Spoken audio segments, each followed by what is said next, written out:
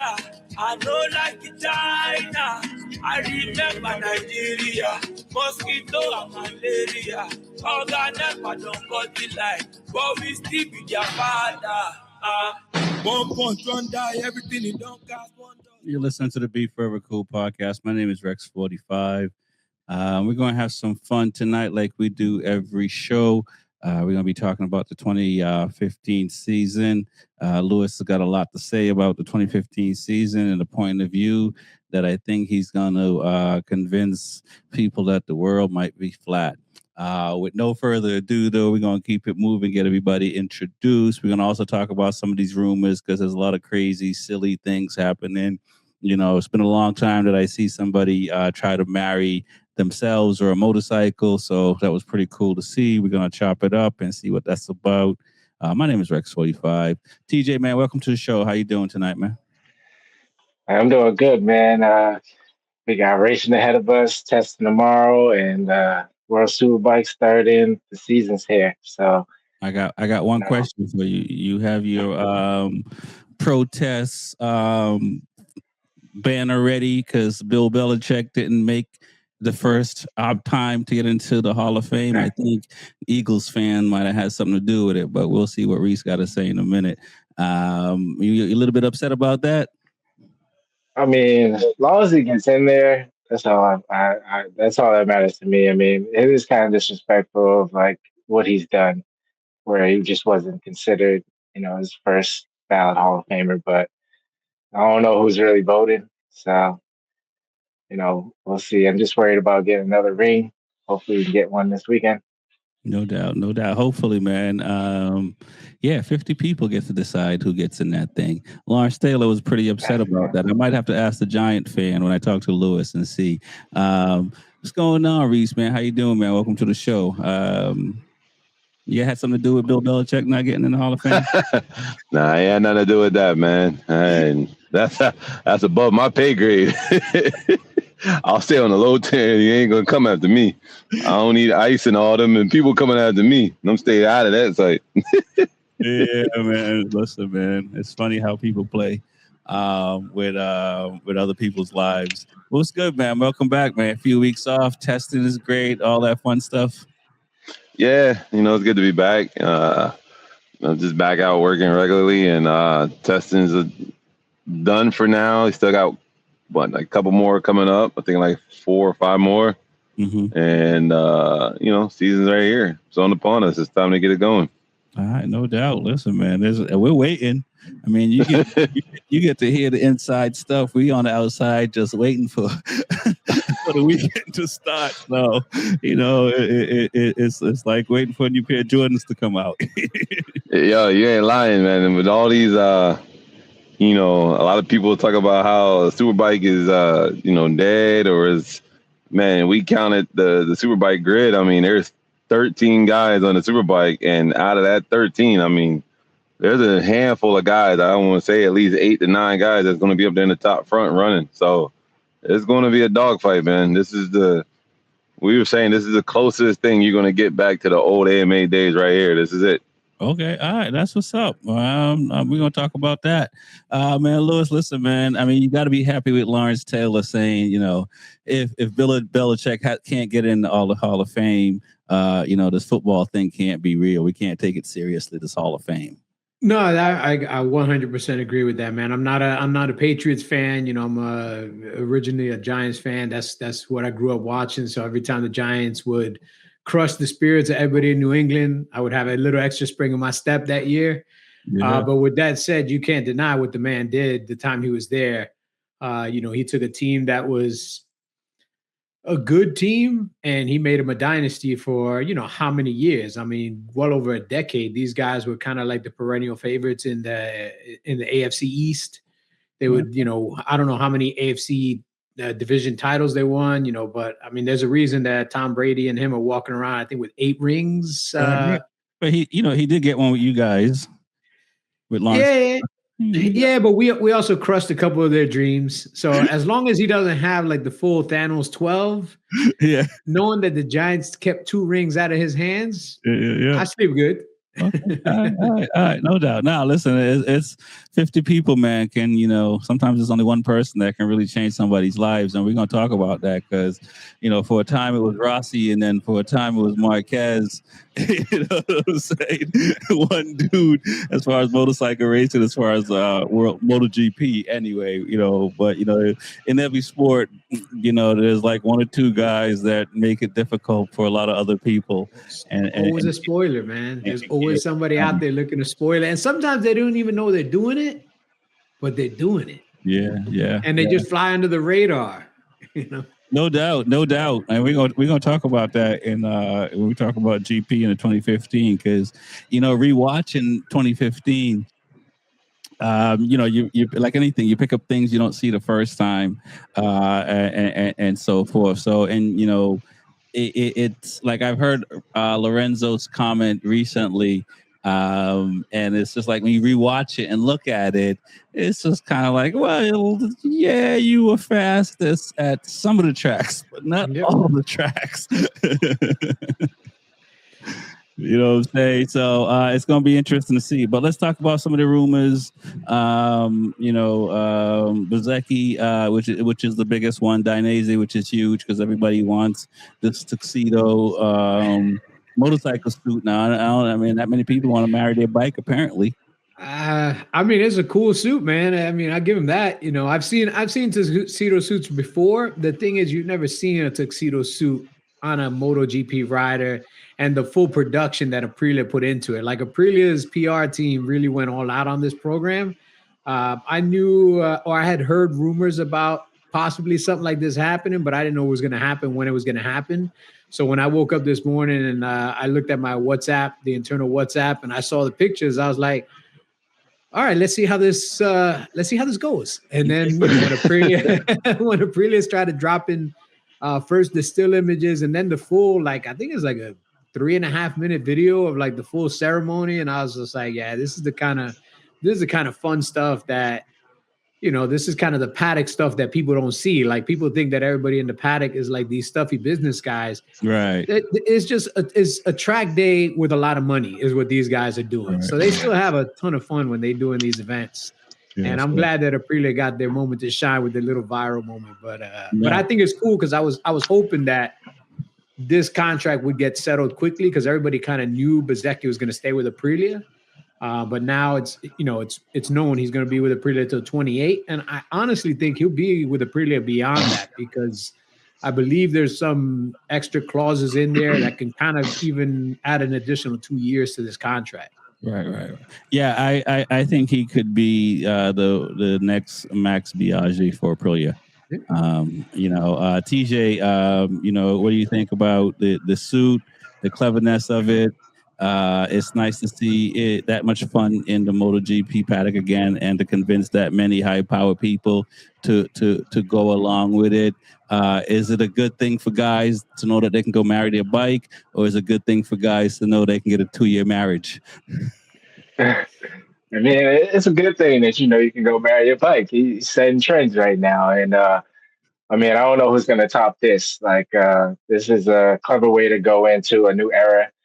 Saying that he's committed, and shout out to Dainese pulling off a spectacular suit. I mean, that suit's pretty nice. Like, I'm sure somebody's going to want to ride in the tuxedo suit now. So it's a nice idea, and Bezzecchi is definitely a top rider and definitely improving. So, like, I'm excited to see what he's going to do going into 2026 and 2027, because I was definitely rooting for him last year.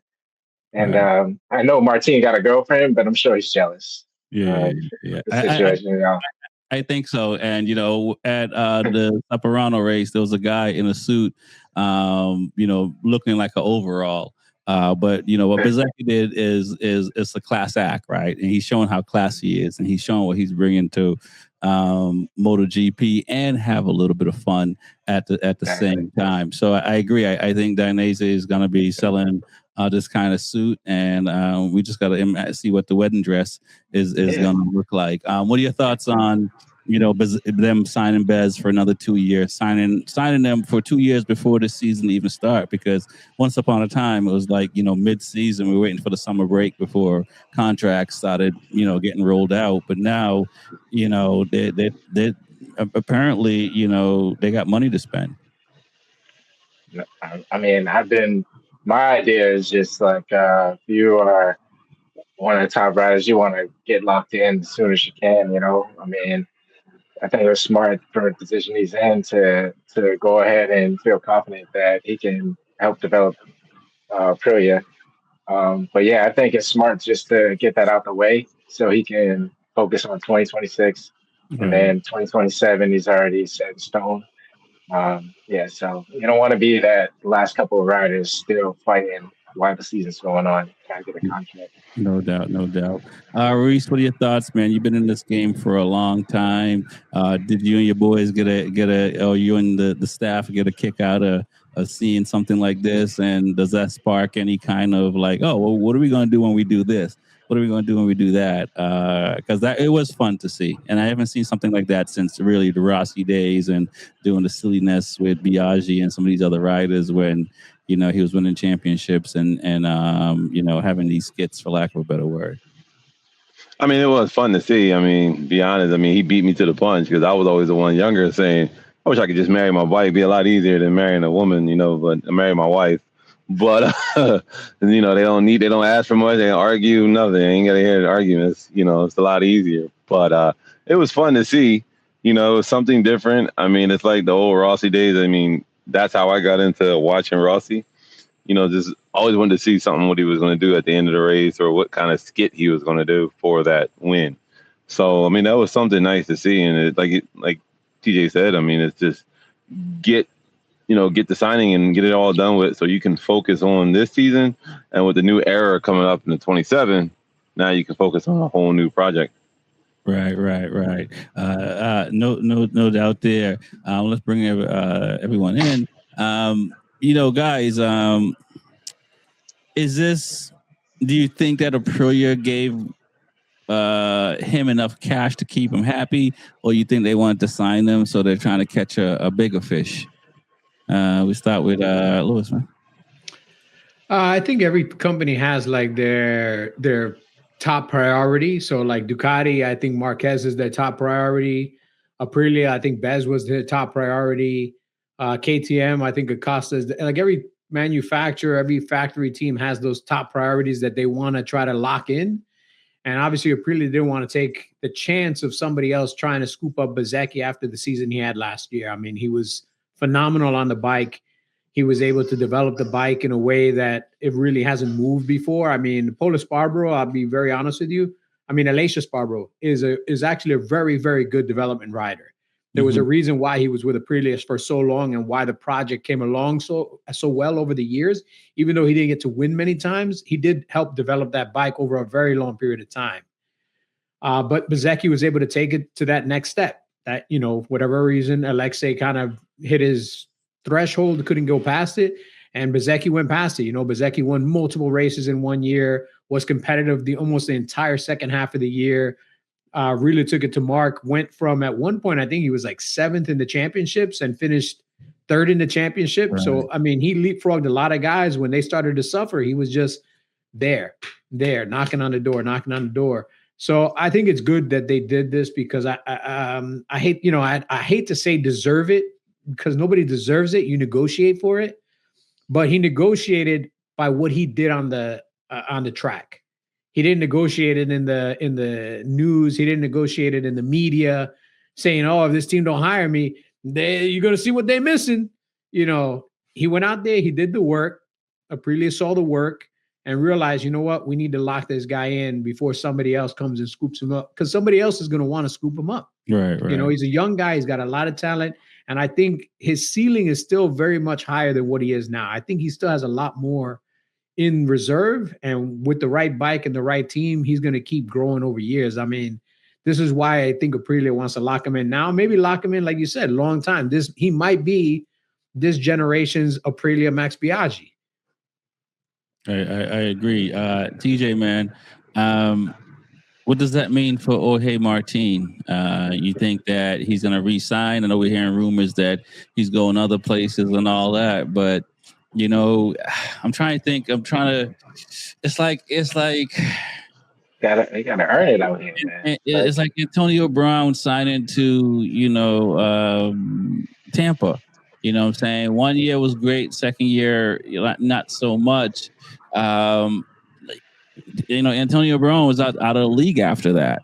And you would think that Martin would want to sign back with a pro year. That would be like the right thing to say. Look, man, I didn't finish what I started the second half of this year. I'm gonna try to match what Bezzecchi did his first year. That's a good benchmark to aim for and even surpass that. What are your thoughts on what's going to happen to Martin? I mean, he needs to be more humble. I mean, like his demeanor on certain things, he's trying to tell the manufacturers what he wants to do. When you gotta earn it. I mean, he did win a championship. He definitely fought really hard the year before that, almost won it, and he was on a Ducati, one of the best bikes. So now that he's switching up, he did get hurt. Like, it's a reset for himself. He's just got to come back to reality, understand the situation, and it's not just going to be handed over to him like, hey, all right, we're going to make you the best rider. Like, you still got to prove yourself. Right. And I don't think like he's in jeopardy, but like, he needs to look at this situation like Aprilia, we're doing good things, and I'm here to try to be better than Mizeki, and we can be the best constructive, manufacturer. So, he got to look up and try to get his, feet back together and be in shape, ready for the season. Because the past 2 seasons, it wasn't that well. Right. Let me see if I can get my my clicking the right buttons right. Reese, man, it's probably when people got the same initials. But you have a bird's eye view from what's happening. Do you look at the situation with Bezzecchi? Because I don't think Bezzecchi gets enough respect. I was looking at their stats earlier, their overall stats, and it's like I'm seeing Quartararo is signed like some $50 million deal. But when you look at the win-loss column, they all right there touching each other. How do you look at this is a good look for Bezzecchi signing where Martin is? Do you think that as you heard Lewis say, it's what you negotiate? You're hoping that Bezzecchi negotiated a salary like a Quartararo, because honestly, when you look at their stats on paper, it's just kind of like, how's this dude worth 15? And I mean, he got the one world title, obviously, but outside of that, how is he commanding 17? And Bezzecchi should be grateful for getting a factory seat. I mean, it's easy. I mean, like Lewis said, he negotiated the seat. When your A rider was hurt, he stepped up and filled that void. When he stepped up to fill the void, he didn't do it, where he wanted to be in the media, he wanted to talk bad, or he just let his riding do his talking. He stepped up, he wanted to do, and he stepped up and just kept knocking at the door, kept going each round. And then you're up there with the top guy, almost one of the great ones of a Marquez, and he's out there pushing him to the limit, beating him. So, I mean, at that point, you have to give it to him, because he helped develop your bike. He helped put your bike on top when the rider you gave a crap ton of money to was kicking you in your back, kicking you in your back and everything else. I mean, at this point, if that was me and I'm on the team and I'm the guy and I'm like, I wouldn't even want to resign Ode. Like, for what? So you can kick us down again? No, we're good. Finish your contract and get out. Don't want to honor obligations. I mean, you wanted to take us to court for whatever odd reason. You got obligations that you signed on the dotted line that you need to finish, and you want to leave. Yeah. Hey, I just don't do that. It would be much better if you put the time in. It's like Mike Tomlin. The Steelers are offering whatever he wants because he put the time in. You know what I'm saying? Right. He earned that, and they rewarded him. Martin hasn't been rewarded, hasn't earned anything, but he's he I mean, he's earned a couple of hospital bills. yeah. Yeah, exactly. He's trying to. I mean, he already got a title, so it's kind of why not make a home for yourself? It's to me, it's kind of weird because like you didn't get a chance to prove yourself, and this bike finished in the top 3, and you didn't get, and you're looking to go somewhere else. It's kind of weird that you don't want to to be like, all right, 26. This is gonna be my year to be top 3, if not better. Right. I mean, I have a little saying about that. I mean, personally, coming from the inside, I mean, the years that you were good on Ducati, you and the equipment were here. The rest of the equipment from anybody else was back here. The riders were up here, but the equipment couldn't match their riding style. So when you won that championship, you were on the best equipment at that time. So now that a rider that is better than you has matched your skill level, has surpassed your skill level, but the equipment has matched up, you can't touch him, which is a Marquez. And, so now you're riding not the top equipment on the paddock. Now you're talking about, I can't ride it. I don't want to do it. I want to get out of here. So that just, to me, that tells me you can ride, but you're not as good as you thought you were. Yeah, it seems like it because a Pro Year was top 3, so it's kind of weird that you would go to Yamaha or Honda and expect to do something better. That doesn't compute. But Lewis, I'll let you jump in and tell us about the rumors that we've missed because I know your ear is so close to the ground. What do you want to start with, man? I don't know. It's still early in the season, so there's still a lot of rumors swirling. It's hard to believe everything that's out there. So obviously, one of the rumors is that Pecco is pretty much out of Ducati. He's trying to find a home either with Aprilia or with Honda. Okay. Some people are even saying possibly with Yamaha because the other rumor is Quartararo says that there's only conversations going on with Honda, but other people say that it's signed, sealed, and delivered that he's going to be at Honda. So now if he's going to go to Honda, who's going to leave Honda? Is it Miro Marini? So there's just so many seats moving around. KTM is saying they want a Costa, but at the same time, the VR46 team is saying that they have a Costa. And then some people are saying that he's going directly to the factory team if Pecco leaves. So, it's just strings going from here to there. Like every rider's going somewhere. All right. I think it's easier to list the guys that are going to be out of a job. All right.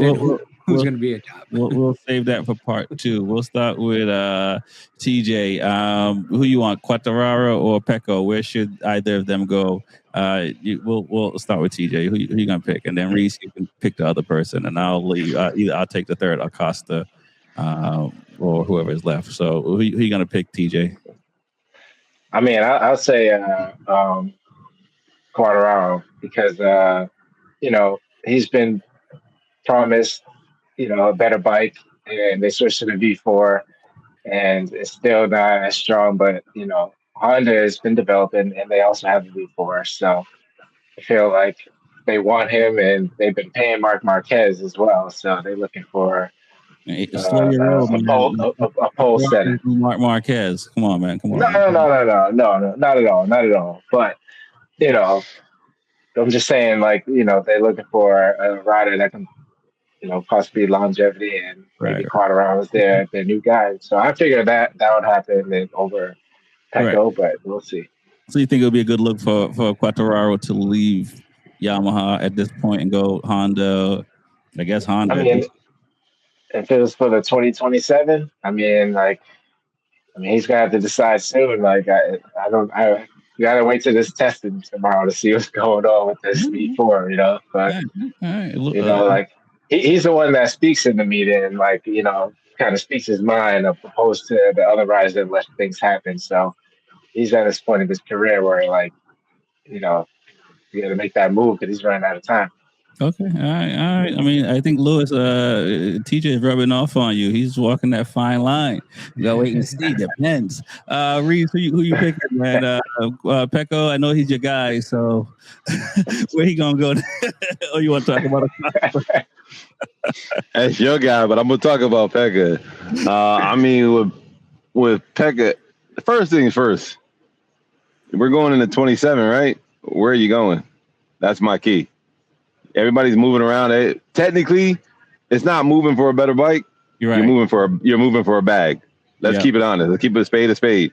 You're moving for a bag because at 27, everybody starts from ground zero. Yeah. So you don't know who's going to be a better bike. You don't know where you're going. You don't know what's going to be a better bike right now.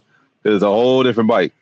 So, but I mean, if we're talking about Pekka, I mean, for him to leave Ducati, I think it's kind of crazy. Because that bike is proven, the team is proven. They got a lot of backing. I mean, a hell of a lot of backing with that Volkswagen group and Lambo and everything else. Well, Petrucci said, "Hey, nobody called me." he went to KTM, so maybe Ducati ain't calling Pecco. I don't know. Dobby said the same thing. Matter of fact. I mean, but Pekka has championships, though. That's the only thing. He has some championships. He had the number one place a couple years. Bro, don't get me go back to the beginning of the season and said, why would you sign Marquez when this dude got 2 championships? And I know why, but he would have won this year, maybe. Pekka? No, he wouldn't have. But he'd have won most crashes. But you know what I mean? It's weird for Ducati to sign a guy that won 2 championships, right? They usually would. In the past, they were bringing in people who either won it in World Superbike or AMA, or you start from ground zero and build up. So it was weird for them to sign Marquez. But anyway. I mean, you're a Ducati guy, so I mean, you guys, Ducati is cutthroat. I mean, if you don't win, they want to cut your head off and send you out. Yeah. They're like, oh, well, what you done for me lately? So it's like, really? Come on, man. I won 2 championships. Right. And I feel that's the reason why Pecco would want to leave, because he didn't feel like he's wanted, and he won them 2 championships after a long drought. That's y'all. That's you and the red team over there. You know what I mean? Y'all, y'all little cult right there. Y'all got that little cult history, and it's like y'all exclusive. I've already been on record stating my disapproval of the decisions that were made in the last year and a half. and so if it doesn't work out, because the crazy thing is this, I was thinking about this after watching the 2015 season, and it's just kind of like at one time Ducati had so many Italians on their bikes, and now we're going to be down to who? You know what I'm saying? So it's kind of weird to see, and I can see why Biaggi might have said Aprilia is the only true Italian brand. I mean, at this point, yeah, because if Pekka leaves, who do y'all have? Yeah, that's it. Because Bagnaia or not Bagnaia, Morbidelli or the Gin is going to have to go. Well, the Gin Antonio is going to stay. Morbidelli is going to go home. Or he's going to go to World Superbike. He's one of the people that Lou was talking about that who's going to be out, and he's probably one. Again, man, looking at the stats, Morbidelli got more wins than did you? It's crazy. I know he's a dumbass last year. Looking at his stats, bro, Quartararo's been on the podium more than him, but Morbidelli got more wins. It's crazy. And then from a business point, yes. But then from an also business point, who costs more money? Yeah, but if you win, you make more money. If you come in 8th, you make less money. So you also got to right. That. But then if you crash them swing arms or crashing some parts that costing $40,000 and $50,000, I'm like, God damn. Right. Yeah, but if you give me 5 wins and the other guy gives me 7, 12 places, I'll let you crash a couple extra bikes, man. Yeah. When you crash it from 12th place, it hurts a lot more than when you crash it from 2nd place at the end of the day. How many fines we got to put out for you doing dumb shit? Yeah, but that's different. That's stupidity. There's no price tag on stupidity. It's priceless. He got to pay that himself. Yeah, he's definitely shooting himself in the foot. And the crazy part is his record is that good with him shooting himself in the foot. You know what I'm saying? It'd be one thing if he could have, but his record is really good and he's doing dumb-ish. So imagine if he didn't. I'll say it looks like Acosta. It sounds like Acosta is a done deal as far as going to Ducati, wherever he ends up. I mean, I think it's hard to say if it's a win for him.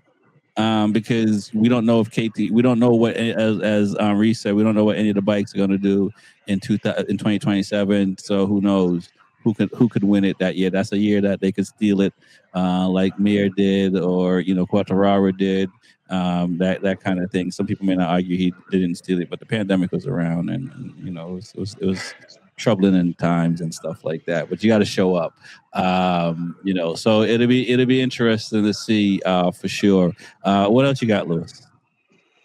Let me think. Who else are we talking about? I mean, right now on the Honda side, it's they locked in a couple of guys, but who's going to be gone from Honda? Is it going to be Mir or is it going to be Marini? I think Marini will probably be gone before Mir. Just because Mir is still a bigger name. Marini hasn't really proven himself, even though he'd had a great second half of last year. I think Honda's probably going to wait until the middle of the season to pick, because I don't think either one of them is a runaway favorite. But if I had to pick one to stay, it would be Mir. Pairing Mir with either Acosta or Martin would be great. But I would tell any manufacturer at this point, Martin is a talent, but he's like the hot chick that's probably going to cheat on you. Like, do you really want to take her out, man? Because she's probably going to do you dirty at some point. And Luca only had like a couple of crashes last year, so I think he had the least crashes of anybody, but he was also out for a few because of his crash at Suzuka. But when he came back from Suzuka, whatever they crashed him into, he got a way better at riding the bike, man. So maybe he needed a crash to get his mojo back, because after he came back from that incident, he was consistently top 8, top 7. I mean, he was there. So again, this also shows that the Honda's got a lot of progression versus the Yamaha, which in this first test actually went, what was it, a second and a half slower than it did last year on the inline 4. It's actually going slower on the V4. So, that's not the direction a new bike should be going. So this might be another reason why Quartararo is looking to hit the eject button as soon as possible. But how much of that, we've talked about this. We've seen some riders take 6 months to get up to speed. We talked about Bezzecchi, how, second half of the season, he came into his own. We just had Luca came into his own after crashing, but, half a season or whatever the case may be. But Quartararo's been on the Yamaha so long, man. At this point, it's like, but sometimes you just got to go. It's still, still got to feel a little different. I feel like he should be given more room, saying, give me some more time to tell. And he's saying, I'm ready to go. And sometimes, it could be like a Kevin Garnett situation or some of these other guys that they just, they stayed too long. And I think that's the situation with him. I think he was too loyal for too long to that one brand, thinking like, I'm going to be a legacy Yamaha person. But they just haven't had a bike that was competitive. And, this is a guy that wants to win, man. I still think Quartararo is one of, if not the best smooth rider in the paddock. I mean, the dude is silky. Mm-hmm. But, same thing with Marquez. That there comes a time that it's like, look, I've been loyal to this brand a long time. I've flown the company flag, but now I got to look out for myself. I can't just keep coming out here risking my life, because this isn't, we're not playing basketball here. Like, every time I put this helmet on, might be the last time I put this helmet on. I need to start making this count. I can't just be crashing or racing for 11th place, or the first 3 laps, I'm out front looking like I'm on fire, and by lap 5, I'm in 8th place, and I'm about to get passed by a rookie his first year on this shit box behind me, because the shit box I got is worse than the shit box he got. And I know I'm faster than his ass, but guess what, man? I'm on a shit box. That's why I said that little penguin being chased by that seal meme to everybody, because that's what Yamaha looks like. The first 3 laps, they out there flipping and flapping, thinking they get away, and that seal is just, I'm about to eat your ass, Joe. You think go back to Honda, keeping Mir over Marini? numbers guy. So I think with the past 2 seasons Mayer had of how many crashes he had and bad luck, you would not project that going into next season. You would hope that wouldn't happen, opposed to saving money and having Marini after his development. If I was Honda, honestly, I would wait for the first 5-6 events of the year and just see how things are going before I pull a trigger on either one of them. Because it's not like either one of them. Nobody's knocking down the door to get Mir or Marini right now. It's not like people are like kicking in the door like, I got to get Marini. I got to get him right now. Like, bro, there's like 8 other guys before Marini gets there. I think KTM would pick up a Marini. KTM can pick up anybody that's willing to ride that bike at this point, as long as they can get them for cheap, because they can't afford to pay people very much. But I think Honda's in the best position to give both of their guys a little time. I think VR46 is in a position that they can give both of their guys a little time. Ducati's not in that position. They got to lock Marquez in. Aprilia lock their guy in. And KTM, as much as they want to lock in Acosta, I just don't think it's going to happen, man. I think Acosta is ready to just pull the eject button on KTM altogether and find a whole new career somewhere. Right. And I think that's going to be mostly on his age. I think it's one of those things like we've seen Zarco in the past said how he wish he would have handled situations differently. I think Acosta, if he does leave KTM, I think later in life he'll say he probably was a decision he wish he hadn't made because, you as you guys know, you have to weather the storm. If regular workers, regular people, what I'm saying, we got to weather the storm. We don't just get to go, we're not making the same bonus this year. Let me go. That's not an option. I wish. If I was Acosta, man, and again, I don't know his management team or anything like that, I would really consider not going to Ducati. Even though it's like considered the most competitive bike, you're a top rider. The last thing you want to do is be second fiddle to Marc Marquez. Well, not even Mark. Sorry, not to cut you off, but not even to Alex Marquez too. You're third fiddle and Furman because Furman you're fourth fiddle. He's just going down the list. You're not even playing in the band. You hoping somebody get hurt so you could play in the band at that point. Because Furman, he's locked for a minute with Ducati. Ducati put a lot of chips on Furman. Yeah, Alex might be leaving at the end of this year, Gracini, to go somewhere else. But if I was gonna give Acosta some advice, I'd be like, look, man, look at the Honda route because Honda is all in. They're really developing this bike. If you can go and win on that bike and become like a staple Honda rider, you'll have a career for life. Right, like Honda will keep you forever. And I can see Honda picking him over Martin just based on past business experiences. Yeah. It's gonna be pretty wild, pretty wild to see. I think if I was Honda, I would keep Marini and Mir because sometimes it's the bike, sometimes it's the rider, but Quartararo, Acosta, and these other guys haven't done anything spectacular, even though they're supposed to be a little bit better than these guys last year, 2025. When you look at the stats overall with Honda riders, so it's kind of if you can sign a Marc Marquez, if you're Honda, I suppose you do it, right? But we've talked about Acosta. Is he a Marc Marquez or not? And I think we might be on the fence a little bit about that.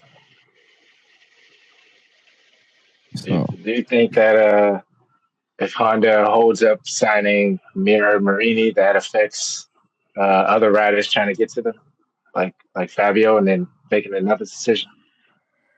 I would say this: if I'm a MotoGP rider, as long as I'm not out of MotoGP, I think I'm okay. Yeah, man. But once you get out of GP, it's hard to get back in. So, that's just me, though.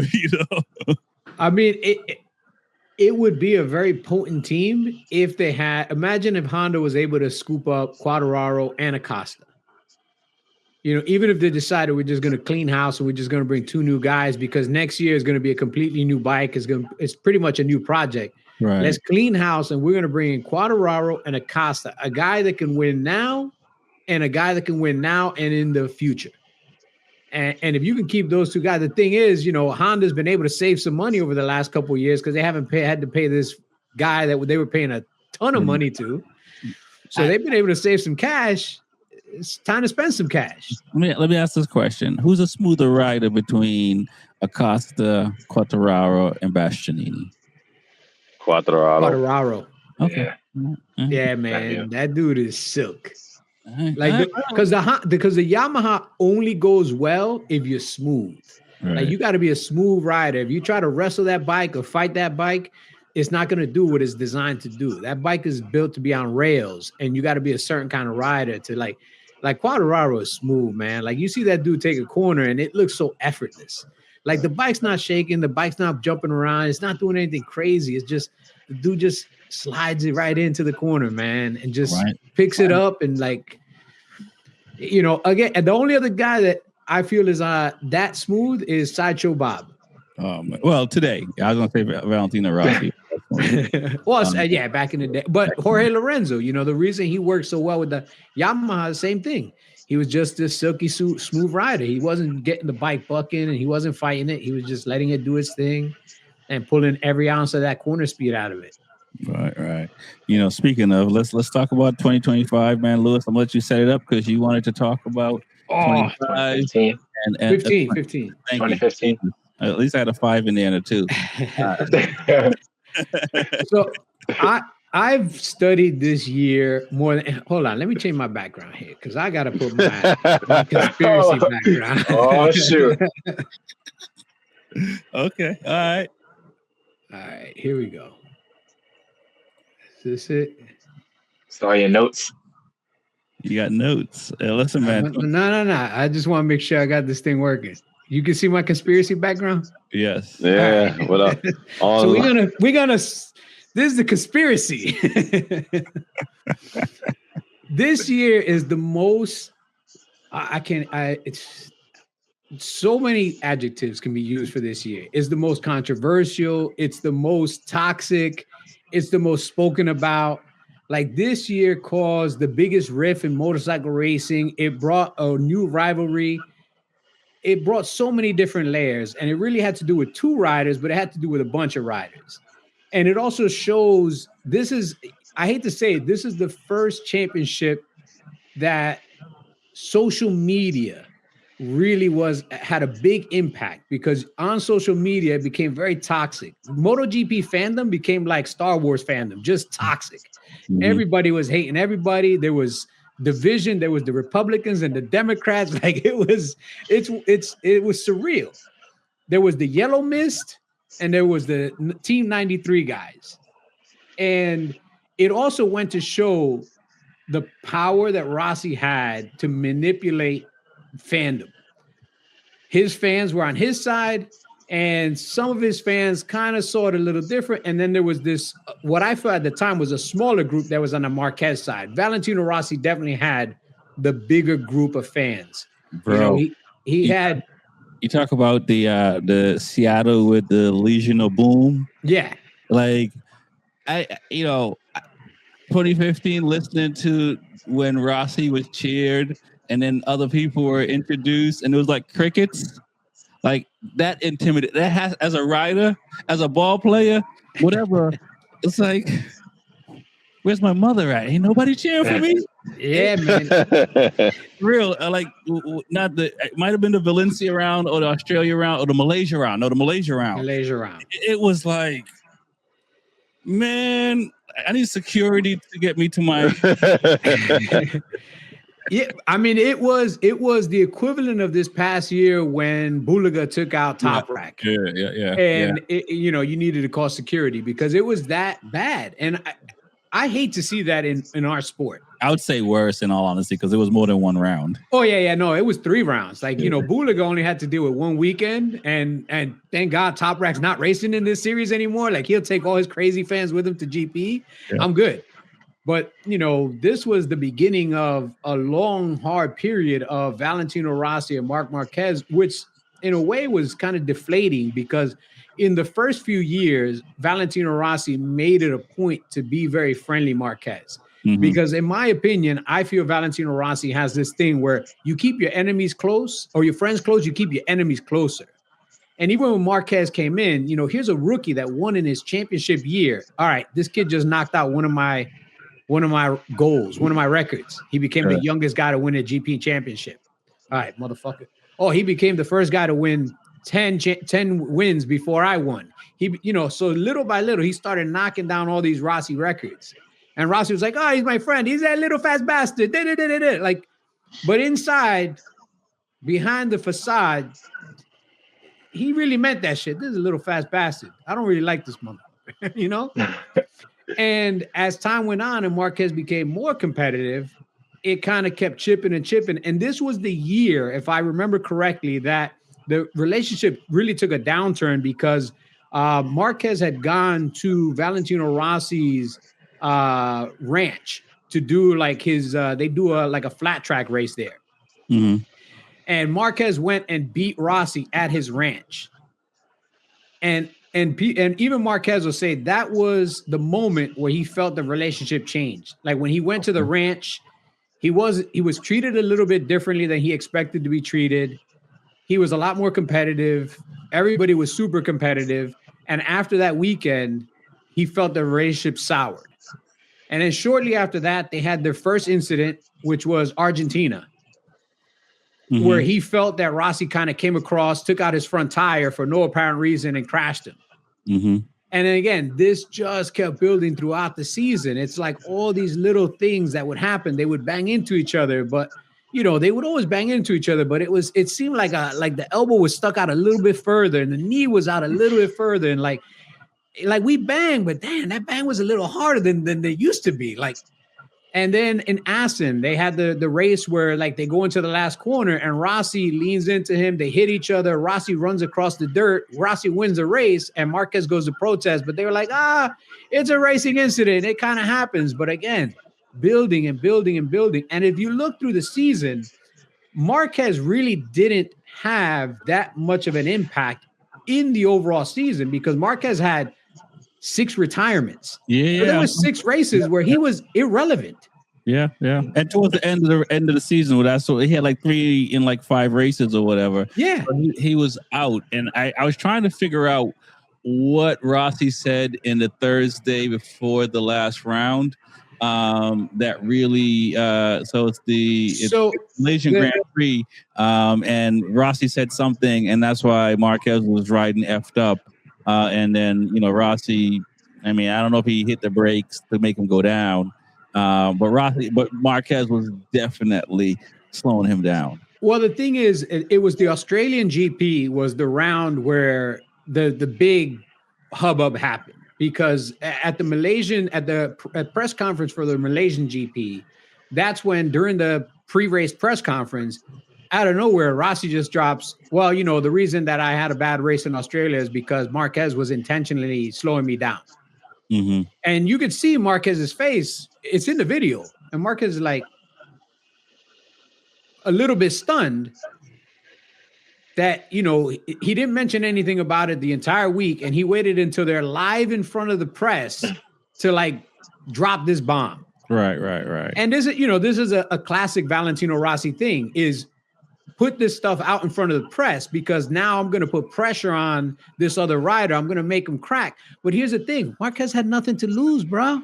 Right. He wasn't in the championship. So guess what? You're going to throw me under the bus here? Guess I got nothing to lose. Right. But I'm faster than you. He did intentionally slow him down in a Malaysian race. Okay. Why though? Why? No. But think about it. I'm not even going to talk about the Australian race. Rexy, let's put it this way. Reese or TJ to jump in. You and me are in a press conference before the Malaysian GP.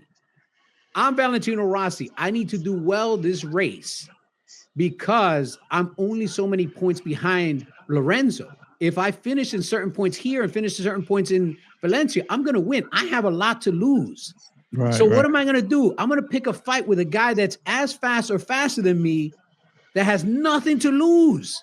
I think that's the craziest shit ever. I don't know if Rossi was wrong, but it might have been bad for him to say something. And you can see even in the final round of Valencia where Marquez never once put Lorenzo under pressure. But here's the thing. Why would I?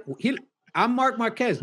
Why would I bother? If I win the race. If I beat Lorenzo, I'm going to give this motherfucker the championship. Well, the same guy that just talked shit about me the week before. Yeah, I again. So I all ain't right, doing shit to help him. Now, if he had said, "Man, I really wish Marquez could," if Marquez could give me a little bit of help and slow Lorenzo down, I'd really appreciate it. That's one thing. But you're gonna throw me under the bus. I'll say this. After that happened, we've now seen a lot of Italians in MotoGP, so Rossi will have help or any other rider in the future. No, absolutely. But I'm saying, like, but TJ, what are your thoughts on what Lewis and I have been going back and forth with? You watch the season. How's my conspiracy? Is it? Rossi was the aggressor, and he probably should have chilled, or was Pedrosa, Marquez, all the other Spaniard, the Alicia Spargaro, Pola Spargaro. It was like a Spaniards in front of Rossi, bro. I mean, there's a lot of dogs out there. I mean, just going into the last race, I know Rossi wanted the help from the Hondas at that point. Especially how Nick Harris was saying, like, he wished that Honda can look out for him after all the championships he's won. Because he threw a season away. I think he got a little big in his head. I don't know what he said on that Thursday, but that race before the Valencia, him and Marquez in their incident, I think he just threw a season away, just starting last on the grid going into the last season. Like, he had a chance. Yeah, no, he threw away when he made Marquez go down. That's when he threw it away. I mean, all of the stuff. You know what I'm saying? If he would have just put up with Marquez, it would have been a different story. Yeah, and then Lewis is on the track, saying, like, all the incidents that happen from the start of the season, it leads up to the end. And at this point, when you're not in the championship race, you're like, get out of my way. And I feel like Marquez is just always just a nuisance to him, where you didn't expect him always just to be front running, even though he had a couple championships. Danny Pedrosa was hurt for the first part of the season. He came the second half, and he was just started getting in the way as well. And Rossi and just Lorenzo kept getting away. Obviously, he didn't finish in first all the time, but no, he did not. It was a big challenge. It was a big challenge, and it was an interesting season. And one thing I know is that the rain caused a lot of problems. The rain just wouldn't go away. Yeah. Every race, it was just put the test to all these riders, and it just made it that much harder for the top guys, especially Rossi. No, I completely agree. One of the things that I saw that was chilling was after the Malaysian race when Pedrosa, Rossi, and Lorenzo was hanging out back before they went on the podium. And it was just Rossi and Pedrosa talking. And I was just like, oh, yeah, that's right. Pedrosa and Lorenzo had beef where the King of Spain had to intervene to say, listen, let's break bread. So, Lorenzo was like the odd man out in that situation. So it was crazy to see. What are your thoughts, Reese, on the 2015 season? And is it Rossi's fault all the way, or was he fighting against Spain? I mean, I don't say he's fighting against Spain. I just think it's almost like an incident, from Moto America. It's like Lewis said, you're going against somebody that's not even in the championship. So why are you worrying about him? Let him go do his own thing. Like, you don't have to go up against someone that's not even in the championship. The person that you need to focus on is the one that was up front. That's who you need to focus on and do it. I mean, it made good for viewingship to see the battle. And that's like, Roger Hayden did say that in one of the podcasts. It's good to see a rivalry, and that's what everybody wants to see. I think everyone wants to see that fight, that rival, that fight in somebody to dog. So it did make good for the sport. It made everybody tune in to see what's going to happen. But there was just times where I think it was just uncalled for. I'm like, man, just let it go. And I think they still hold a grudge to this day. Yeah. I forget who it was. I don't know if it's him and Lorenzo or him and Marquez, but I forget after I think it was a Moto3 rider that passed away. I think him and Mark I think broke bread after that. But I don't think him and Lorenzo are besties. No. I mean, Lorenzo still to this day tries to imitate Rossi. Yeah. Still to the day, going to do car racing now and everything. I'm like, dude, get your own hobby. Right. I mean, I think they're all kind of doing that. But I mean, it's easy to sit here and say, focus on what you're doing, because that is the right thing to do in any sport, because you don't want anyone to get in your head to get an advantage. But it does look a little bit not necessarily deliberate, but Marquez, when he's ready to fight, he can fight. And there's opportunities where he chose to chill, and he should have been fighting, because, I mean, yeah, you're always out of the championship, but you still should show up. And, we've heard it, saying time and time again, everybody wants to win, so we're not going to let anybody just come through. No one was letting, when Rossi started in the last place on the grid in the final round, no one let him through. Everybody was fighting with him, so we didn't see that fight from Marquez. I mean, is that... Yeah, but like I said, man, do you want to help a guy that just talks shit and threw you under the bus out? Like, at a certain point, we're all human. Yeah, we're all petty as shit. Yeah, and I hear guess what, man? You talk shit about me. If I have $1 million in front of me or 500 grand here, I'll give up that 500 grand and take this 500 grand as long as I know I fucked you at a 3 million. Right, but that's how petty I am. But the thing is, I mean, if Rossi's in here saying, "Hey, you're already doing it first," right? It'd be one thing if he just picked a fight, but Rossi been doing this for 20 years. What's that? He just talking shit. Except this is the one time that somebody could actually do something about his shit talk. Well, I mean, at the end of the day, I mean, I don't know if it's a win for Marquez, because he took the L by going down. And obviously, Rossi was penalized for it, so Rossi should have been smarter. But, out of the two of them in that situation, I mean, as we say about the Rossi, fan base, it could have gone horribly differently. But think about all the times that Rossi made other guys fold under the pressure, right? Right. Marquez made Rossi fold under the pressure. He pissed Rossi off so much that Rossi did what he did. Yep. And even though Marquez went down, who got the penalty for it? Rossi. No, I agree. And so Marquez just took a page out of the Valentino Rossi playbook, and I'm going to make life so difficult for this guy. I'm going to make him break mentally. Right. And that's exactly what happened. Rossi broke from frustration, right, and did what he did. Let me ask you this, right? If Marquez was to do the same things that he did then now, would he be penalized for it? Because we see guys getting penalized now. Oh no! Now penalties for riding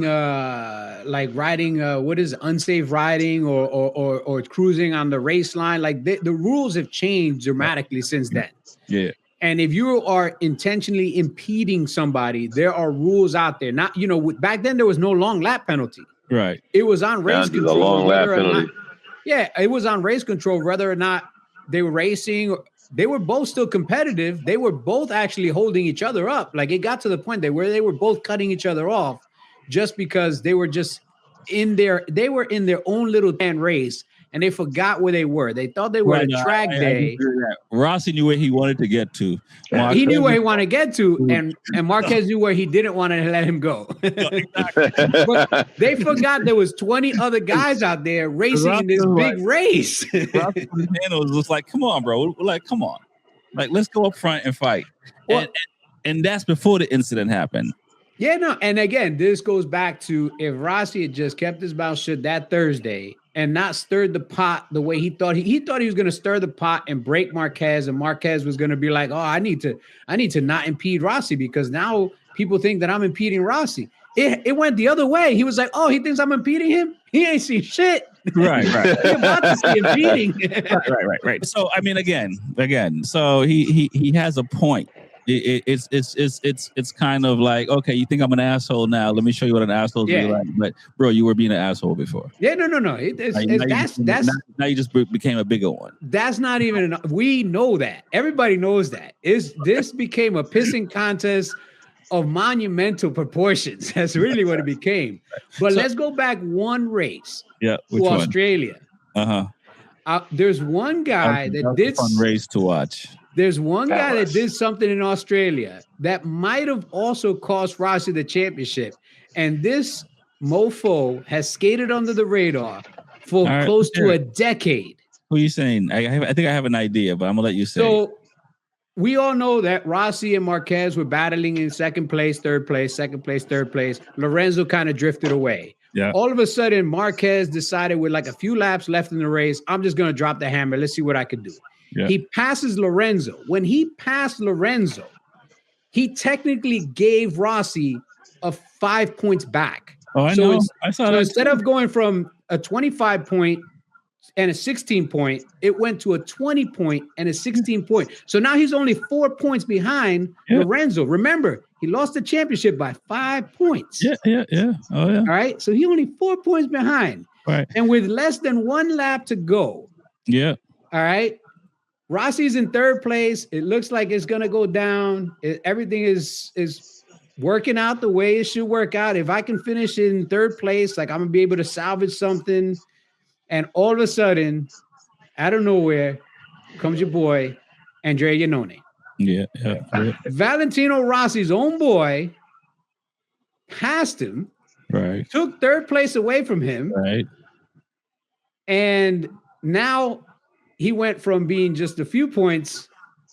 This guy right here, being Valentino Rossi's boy, took Rossi from 4 points all the way down to 7 points away from Lorenzo. Right. Remember, Rossi lost by 5 points. Right. Yeah. This guy right here, this motherfucker right here, quietly took his third place and was like, hey, listen, he's also the only guy that got caught up in doping. So, I mean, he was about to get ready for his modeling career. He's getting his surgery done. Like he just, but still, this dude right here, I think had as much impact in the overall finish of things, and people don't recognize it. Yeah. Marquez actually helped Rossi a little in Australia, even if he didn't mean to. Right. And this guy anti-helped Rossi, and this is his boy. Yeah, I mean, like I said, it's one of those things where, I mean, obviously we're human beings, and we're not always going to do all the right things. And I'm not giving. I guess we're giving Marquez a little pass for his behavior, but it's I mean, you that's the whole thing about not cracking under pressure, right? Don't show up with a toupee on. Don't show up with a toupee. You're gonna get it knocked off. I mean, you guys know this is probably one of the best seasons just of competitive motorcycling that we've had in a long time. And that Australian round was amazing to watch. I mean, the back and forth was. He only got out to a good start in that race. Yeah, I mean, he was the first couple laps. But that's not how you start; it's how you finish. But he got hit by the seagull. Yeah, that's the seagull race. Seagull race. I think my favorite race of the season was Misano. It's like I don't think we'll ever see, or I don't know if it can happen again, but going from a dry bike to a wet bike back to a dry bike. Yeah. And then seeing Valentino Rossi race on wet tires when he's not supposed to, dragging Lorenzo as far as he could to not ruin the championship lead and stuff like that. And he ends up crashing. Like it was a good season. That was one of my favorite races there. There was a lot of crashes, and who else? Who as you talk about Bradley Smith getting on the podium because he gambled like I guess he's Bender before Bender. He's just like, what I got to lose? Yeah, and go out there on slicks. This was the last year. I think this was also the last year for an ART bike. It was the last year for like that weird frame Kawasaki ZX motor and like a Scalex or a Suter frame. This was a year that the first year that Aprilia came back to the championship. Yeah. There was a lot of stuff. Like this was overall, this was one of the most entertaining years. It sucks that it's quiet and so much controversy because it was really, really, man, like one of the most entertaining years in Right. MotoGP history. You know, and that was it. That's probably the first year that the Honda was starting to go bad. Because Yep. you even hear Pedrosa Yep. just like, man, that bike is just shaking all the time. I had to use so much energy just to finish on the podium. I'm like, bro, but you're on the podium. But it was 21 spots better than I could do. yeah, right. It's just like imagine if that bike was, you know, and it, you know, goes to show that, you know, what Mark can ride around, other riders can't, you know, with as far as how the bike feels.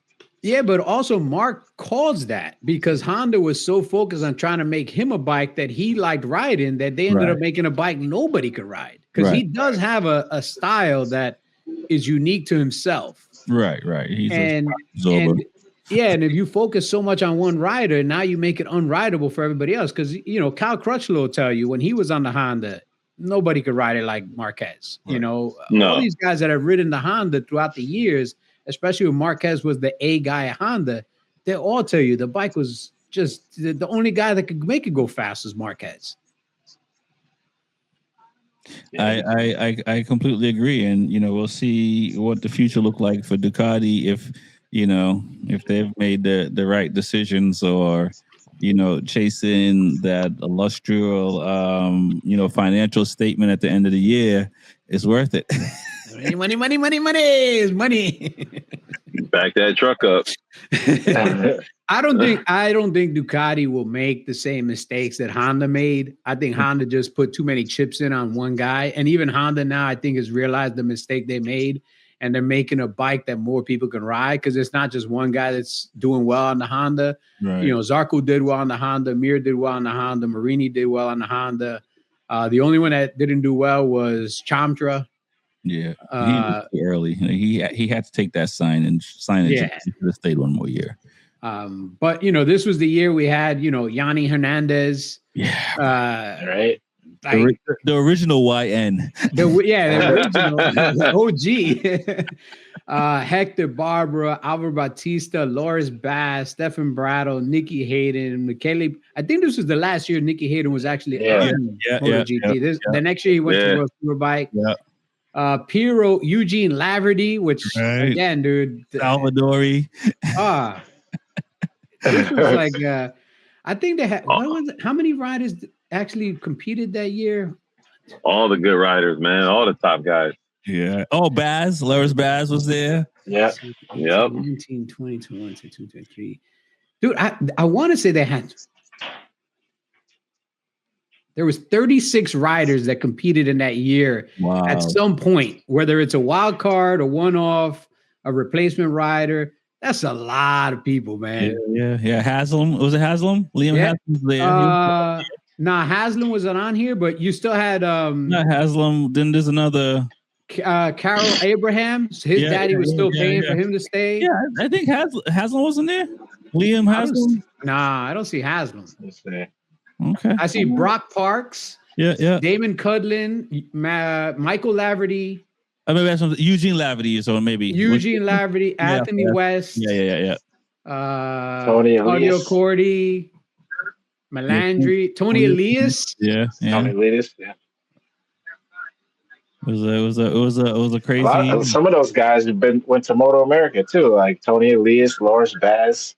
Oh yeah. He's still in Moto America. And Tony Loris Baz went to World Superbike and did really well. Yep. Tony Elias, the main thing with Tony Elias is remember, Tony Elias was the first ever Moto2 champion. And forever in the history books, he'll always be like the first Moto2 champion. Man. Mm-hmm. And he, the dude leaned his entire body off the bike when the bike would just still stay straight up and down because he's so small. Yeah. Oh man, speaking of that race, was it the Malaysian race with Rossi? Yo, his corner speed was crazy. Like when he almost lost it, taking Marquez on the inside. But it was like he was laying that bike on his side, bro. Yeah, man. Yeah, I hope one day, when this new bike comes out, the 2027 bike, I hope we can get this kind of riding again, man. Because I remember, looking at some of these races, I mean, there was some races. It felt like there was like 100 passes. Yeah. Especially with Anoni and Marquez, and when Anoni passed two riders. I think I don't know. It was Lorenzo and Rossi at the same in one corner. Over Lukey Heights, people just dive bombing to the inside. I mean, it was crazy, man. Now we don't get no passes. You got dirty air, can't get past, nothing. Yeah, man. Yeah. It's pretty wild to see. 2015 was an amazing year, and it was last year that Lorenzo won the title, and it wasn't a gimme. When you think about Rossi's career, and how many runner-ups he had, like he had like at least 4 runner-ups, second places that he finished overall in the championship, which is crazy, and he won it, five times. I think this was the last championship Lorenzo won also. Yeah. This was his last championship. Man. Yeah, last year I had to hear him crying. Yeah. But I think Yamaha made that mistake when, I don't know if they knew that Lorenzo was going to be a champion in Yamaha, but they made that. I mean, we could say Rossi thought he might have been going to Formula One, but they made that mistake bringing 2 world champions in, where I go to Ducati and say, hey man, you already have a world champion here. Actually 2, oil and water don't mix. I mean, they thought it was going to mix, but it didn't mix, man. Yeah. That's why I had to put that wall up. Like it sucks because, I think he did one more year with Yamaha after this, and then in 2017 he went to Ducati, right? And then 2018, yeah, Ducati, and then he went to Honda for 1 year, right? Yeah, and then he realized that only Marquez could ride that shit box, so he was gone from there too. He jacked up his spine. Was it with Honda or Ducati? I think he hurt himself with Ducati because he did have a lot of crashes. But then when he finally did get the parts he needed from Ducati, that was the second half of the second year. By then he'd already signed to Honda. Yep. But I thought he had hurt himself with back issues, and it was in 2018. So what was 2018? Oh, he was on the Honda at the time. Yeah. So he had a brake failure in Qatar. Yeah. Yeah.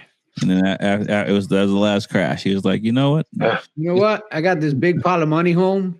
I'm gonna go retire. I'm gonna go enjoy it. I'm gonna let my belly grow a little bit. I think he might be like, is it Rolandini or whatever that Spanish, or not Spanish, but the football player that just gained a lot of weight after he stopped playing. Like Rolandinho? Yeah. Like Lorenzo probably put on like 40 pounds. I don't know how many times, but he definitely packed out. He's definitely a roly-poly now, boy. He's like a young Danny DeVito. He's definitely a roly-poly, boy. Bro. I will say, though, in the last year, he did slim down a little bit. Yeah. I think somebody was like, yo, let me talk to you for a minute, bro. It's showing up on the TV camera. It's not the camera adding 10 pounds. It's you, son. You added 10 pounds. It's you. Yeah, keep wearing those sweaters and that scarf, man. Let's take that weight out. But man, I it's been fun reviewing these seasons because you don't really go back and look at them, and then when you do go back and look at them, you really do appreciate the stuff that happened in the past, the riders that were there, the things that we see, and then you also I also appreciate what's happening now. You learn from your past, you appreciate the present. But that was one of those years, man. It ended not well for a lot of people. You never want to see things end in this kind of championship and controversy, and it's sad that it's kind of carried over for so many years. We're going out in over a decade. Yeah. And, Marquez wins in Italy and people are booing him. His brother wins in Italy. They're booing his brother. Like, his brother got nothing to do with it, man. Like, he just shares the name. He wasn't even there. Like, I think the kid was in Moto3 at the time. He wasn't even in Moto3 at the time, I don't think. You watch The Godfather. Come on, man. Oh, yeah. No, I know, man. His family is... you inherit that guilty. You inherited it, man. That's just it. You inherited that bullet. That's it. That's torch. I'm hoping that as the years go on, that these two guys will kind of put it behind them, because it's toxic to carry hatred for a long time, man. Like that's just toxic in your body. Right, and sometimes you just kind of need to look in the mirror and be the bigger man. Say, look, man, you know what? Whatever happened between us, it happened. But someday you and me are gonna be gone, and we shouldn't go before we kind of tell each other the truth, man. Let's bury this. Let's do it publicly, man. Okay, man. Yeah, bro, I'm trying to be sentimental. Give me that moment, because it don't happen too often. Nah, I was like, yo, you be shit talking in like 2 minutes. I was like, is that who's talking? Like, what the heck, man? He's like, hey, hold on. Like the Bird era, man. Come on, George era. Like, we still hate them to this day. I was like, yo, is this a recording area? Yo. Like, yo, wait, Lewis is being sentimental? I ain't gonna lie, I still hate Reggie Miller for what he used to do to my Knicks every year. Hey, you talking about bury the hatchet? How many years was that? Yeah, we haven't won a championship in basketball, and I don't count that mid-season champ. That's a bullshit championship, man. No, you talking about you haven't won since Phil what you want to call it? Phil Jackson won. No, we haven't. The Knicks haven't won a player. Oh, yeah. Oh, like the Knicks hasn't won shit. Coach, as a player, was the last time the Knicks won. The Knicks is the he said as a player. In Lewis terms, the Knicks is the shit box. Listen to me. I have, in my lifetime, since I've been alive, the Knicks haven't won. Yeah. Right? The last time the Knicks won, I was born. So I didn't even get to enjoy it. Yeah. 50 something years ago? 50 something years ago, man. Yeah, man. I hope you're not a Cowboys fan too. Nah. That'd be bad. Hell nah. I'm not a glutton for punishment. They won in the 80s, so it's okay. You were alive. Well, I mean, it's still a long time, but yeah, it's not like the Cubs or the Red Sox. I mean, and granted, there's a long time that the Patriots didn't win, so I still remember them days too. Sure. It's tough to be a fan. I mean, you know what I mean? But diehard fans, they with the good times and they with the bad times, and those are the true diehard fans, and them are the people you want around you. Well, hopefully we can reach out and get some more people to be diehard fans of motorcycle racing, because it's a fun sport. It builds a great community. You see people, getting together at the track, and there's nothing like it, man. So hopefully we can, I think listen to us. I think we are, because sitting at the Podium Club, you've seen a bunch of people coming out from the Arizona area, and they just so I think we might get some more fans out there in that section. On the West Coast that's coming out to the Laguna. Yeah, Podium Club is a nice track, man. And I know that area, Arizona, Scottsdale, there's a lot of people that go out that way, and that track's helping, build a nice little community out there of riders and racers, and getting a lot of street guys off the track and off the street and onto the track. This a couple of weeks ago when I was in Homestead, I had two guys from the Dallas area come down to Homestead, and they got a huge following in social media because they're known for being stunters, man. They do wheelies on the highways, they do roller racing and all this. And now they finally decided to kind of go to the track and start testing their skills more. And they're realizing you know what, man, this bike thing, we got a lot to learn. Yeah, for sure. That tends to happen. And to touch on the fan base, what was interesting was Czech Republic had over 240,000 people that came through. So there was some huge numbers that were coming out back then. So I don't know if it's the pandemic. I don't know roughly when it started to come back down. Obviously this past year was breaking record numbers as well, but that was shocking for me to hear oh, wow. The pandemic had a lot to do with a lot of things. Had a lot.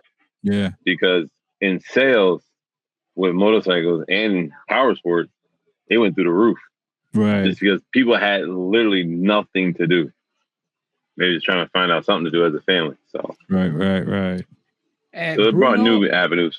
Yeah, Bruno, the Czech Republic has always had like a pretty substantial fan base, you know, and they'll come out, rain or shine, like all of whatever, for whatever reason, man. All the European rounds do good, man. Silverstone, Bruno, Le Mans, the Italian races, the Spanish Grand Prix, like the fanaticism out there is massive.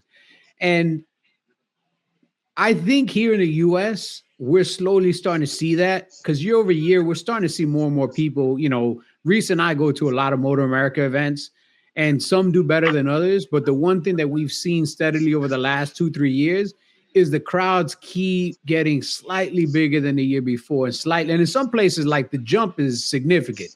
You know, like some places like New Jersey and Road America, and like the amount of people coming out is insane. You know, even this past year, it's the first time that I've been to Laguna in a couple of years, and I was really surprised by how many people actually went to Laguna.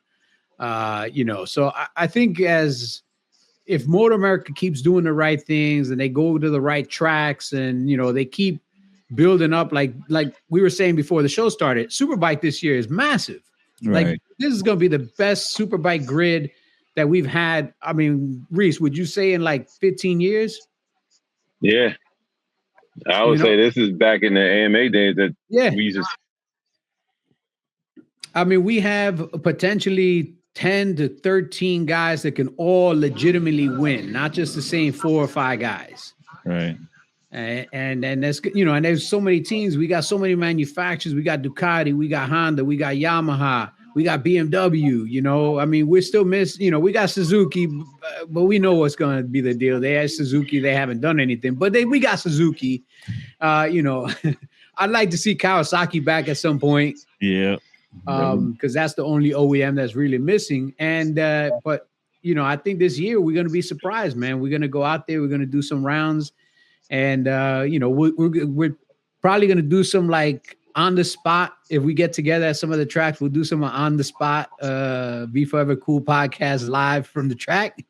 Oh yeah, definitely. We just gotta get Rexy out of the chair out there. You know what I'm saying? He never. Jesus Christ.